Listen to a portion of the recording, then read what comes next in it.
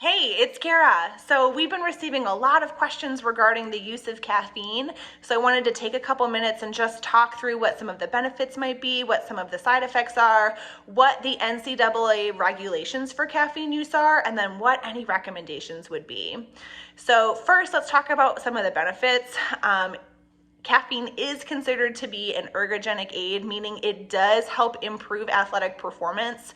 It's been shown to improve endurance performance, and one of the reasons could be it is potentially glycogen sparing, meaning it increases the free fatty acid mobilization, which could contribute to improved endurance performance.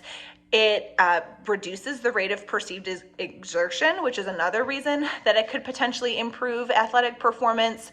It can help increase the number of repetitions that an athlete is able to perform during a set. So it hasn't been shown to help improve 1 rep max in terms of weight an athlete is able to move, but it does help improve the number of repetitions they're able to complete during a set.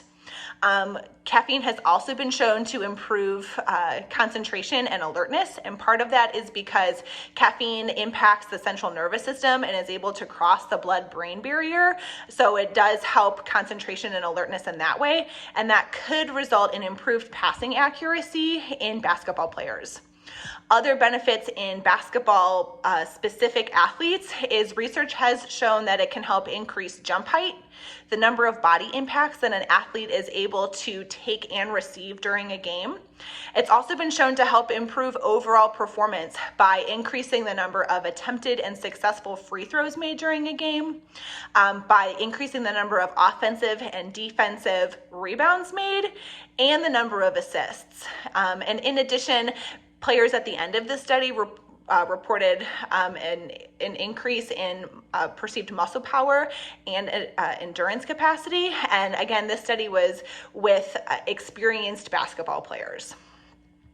So some of the side effects that could potentially come from caffeine use include some GI distress, discomfort happening in our stomach and our gastrointestinal tract, headaches if people are using caffeine a lot and then stop using caffeine. Some of the headaches could occur there, an elevated heart rate, restlessness, anxiety, sleep disturbances. Those are all things that could potentially happen with caffeine use. So the types of athletes that benefit from taking and using caffeine are really a wide variety of trained athletes, specifically athletes with experience. We see it in endurance athletes, strength and power athletes, but also high intensity team athletes, just like basketball players. So some of the reasons that some people have seen benefits and other people maybe don't is there's variances in our genes as individuals, and that could impact our sensitivity to caffeine and how we respond to it. Also, the amount that we use caffeine, we could build up a tolerance if we use it a lot if we're habitual users. So it is recommended that we kind of take an abstinence period, 1 to 4 days, to help our body resensitize itself to the effects of caffeine. So the NCAA does actually have limits on the amount of caffeine that can be detected in a drug test, and that's no more than 500 milligrams. Anything more than that would be considered a failed drug test. So in terms of recommendations, how can we use caffeine in order to help benefit our performance but still stay under that 500 milligram limit?